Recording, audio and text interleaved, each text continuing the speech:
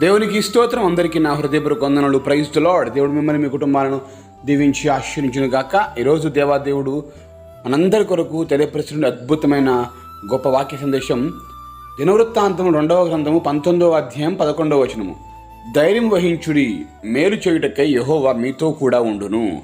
దేవునికి సమస్తమేమ కలుగును గాక. ఈ గొప్ప వాగ్దానము మనందరి జీవితాల్లో నెరవేర్చబడును గాక. ఆమేన్.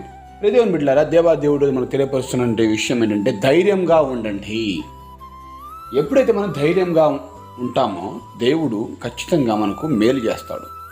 అమ్మో నా జీవితం ఏంటి, నా పరిస్థితి ఏంటి అని చెప్పేసి మనం దిగులుతో భయంతో మనం కాలాన్ని వెలబుస్తూ ఉంటుంటాం కావచ్చు.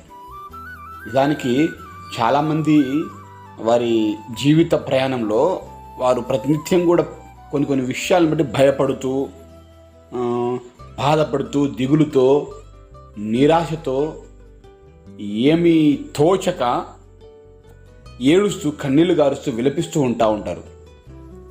దేవుడు చెప్తున్నాడు, ఇదిగో నేను మేలు చేస్తాను, మీరు నా దేవుడు నాకు మేలు చేస్తాడు అనే ఒక ఉద్దేశంతో మీరు ఎలా ఉండండి, ధైర్యంగా ఉండండి. ఈ మనుషులు ఇచ్చేది ధైర్యం కాదు. దేవుడు ఆయన సన్నిధిలో మనము ఎప్పుడైతే గడపగలుగుతామో అప్పుడు ఆటోమేటిక్గా ధైర్యం వస్తుంది. అదే మనుషుల దగ్గరికి వెళ్ళామనుకోండి, మనల్ని ఇంకా బలహీనపరుస్తూ ఉంటారు. మనుషులు మేలు చేయరు, కీడు చేస్తూ ఉంటారు. మనల్ని ఎలా పడగొట్టాలి, మనల్ని ఎలా లొంగదీయాలి, మనల్ని ఎలా కించపరచాలి, మాటలతో, అవమానపు నిందలతో, కత్తిపోటు లాంటి, సూటిపోటు లాంటి మాటలతో ఎలా గాయపరచాలని చూస్తూ ఉంటారు. కానీ ఇప్పుడు దేవుని బిడ్డలారా, దేవుడు చెప్తున్నాడు, ధైర్యంగా ఉండండి, మీరు ధైర్యం వహించండి, మేలు చేయటకై యెహోవా మీతో కూడా ఉండును. దేవునికి స్తోత్రం కలుగును గాక. మనతో కూడా ఉండేవాళ్ళు మనకు మేలు చేయరండి. మేలు చేసినట్టే ఉంటుంది, కానీ అది కీడుకే ఉంటుంది. అది వాళ్ళ మేలు కొరకు, వాళ్ళ లాభం కొరకు వాళ్ళు ఆలోచిస్తూ ఉంటారు. మనుషులే సహజంగా అలాగ ఉంటా ఉంటారు. మీతో ఉండేటువంటి మనుషులను నమ్మమ్మ, కానీ దేవుడు అంటున్నాడు, నేను నీతో ఉన్నాను, నీతో ఉండి ఏం చేస్తాను, మేలు చేస్తాను, నీ మీద కీడును శాపాన్ని తీసివేస్తాను. ప్రియ సహోదరి సహోదరుడా, ఈరోజు ఎంతమంది చేత నువ్వు తృణీకరించబడినా, ఎంతమంది నీతో ఉండి నేను గాయపరిచిన, మాటల ద్వారా కావచ్చు, క్రియల ద్వారా కావచ్చు, పలు రకాలు నిన్ను వేధించిన, ఇబ్బంది పెట్టిన, ఇబ్బందులకు గురి అయినా కానీ బాధపడమాకు. ఆ పరిస్థితిని బట్టి నువ్వు పిచ్చివాడిలాగా ధైర్యం లేక నా బ్రతికెందుకు అని చెప్పేసి అనుకుంటూ ఉన్నటువంటి పరిస్థితులు ఉన్నావేమో. నీ జీవితంలో ఒక నూతనమైన చిగురు, మోడు బాలిన జీవితాలను చిగురింపజేసే దేవుడు కదా, నూతనమైనటువంటి ఆశలను దేవుడు పుట్టించబోతా ఉన్నాడు. ఎందుకంటే ధైర్యంగా ఉండాలి. ఎప్పుడైతే మనం ధైర్యంగా ఉంటామో, మనం దేవుడు ఉన్నాడు అని నమ్మినట్లయితే ధైర్యంగా ఉండాలండి. దేవుడున్నాడు, దేవుడు చెప్పే మాట సత్యము, నా జీవితం నెరవేర్చబడుతుంది అని నువ్వు నమ్ముతున్నట్లయితే ధైర్యంగా ఉండాలి.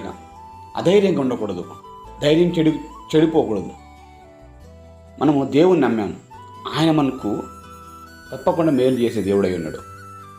ఈరోజు ప్రియాతిప్రియుడు దేవుని కుమారుడా, కుమార్తె, ఏ సందర్భం మందు, ఎటువంటి పరిస్థితుల్లో ఉండి రోజు ఈ మాటను వింటున్నావో, ఈ మాట దేవుడిని వినిపింపజేస్తున్నాడో, కానీ మనుషులపై అస్సలు ఆధారపడకు. ఎందుకంటే దేవుడి వాక్యం చెప్తా ఉంది, మనుషులు నమ్మడం కంటే రాజులు నమ్మడం యెహోవాను ఆశ్రయించడం మేలు. మనుషుల వైపు చూడు, మాకు దేవుని వైపు చూడు. దేవుడు తప్పక సహాయం చేస్తాడు. ఆయన స్వభావమే మేలు చేయటం, కీడు చేయడం రాదు.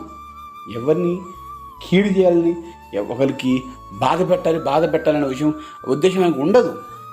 మనుషుల సహజ సిద్ధమైన గుణమే అలాంటిది. నీతో ఉన్నట్టే ఉండి నీ కీడు చేయాలని అనుకుంటావు, నీతో ఉన్నట్టే ఉండి నీకు గోతులు తోమి అందులో పడేయాలనుకుంటా ఉంటారు.